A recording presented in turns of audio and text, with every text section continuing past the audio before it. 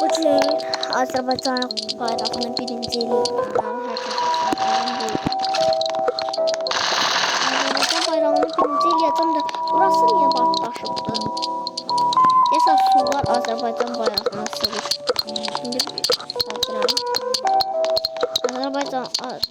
Azərbaycan bayrağı en aşağıda değil. Şimdi ben ne ters sığıram bakın.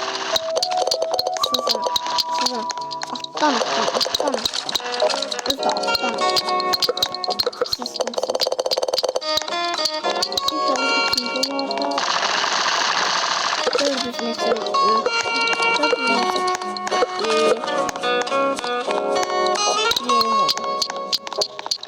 Geç.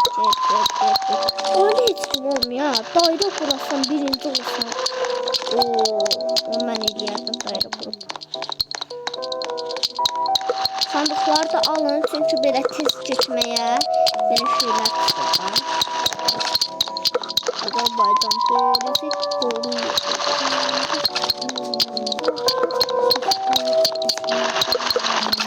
Bitsin artık üçüncü olayım bari. Üçüncü olayım. Ona buçuk yanıp yatırıyor. Sorul yatırıyor.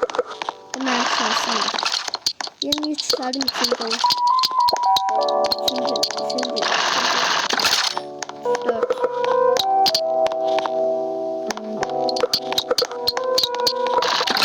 Artık üçüncü yer Ömer.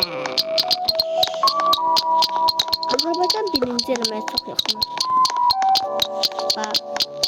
Birincinin yerine Azərbaycan olsaydı çok güzel olurdu.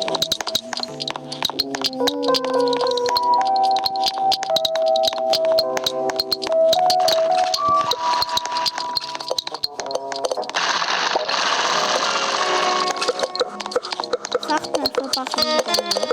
Sağ tarafta kutular var. Kutularda o kutuların içinde böyle arkada söz geçmek için. Böyle. Oha bunu almalıyım. Tutmalıyım. Al. Suudi Arabistan. Oha çok güzel değil. Oha birinciyim. Birinciyim.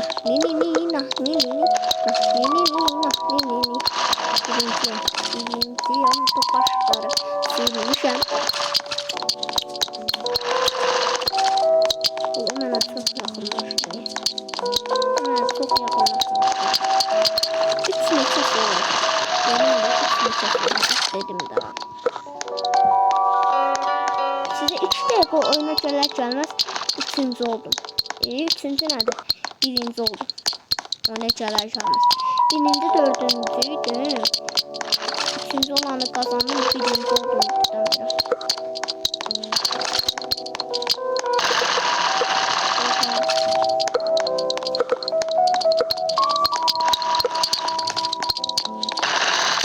Birinci olduğumuza göre videomuz bura kadar idi.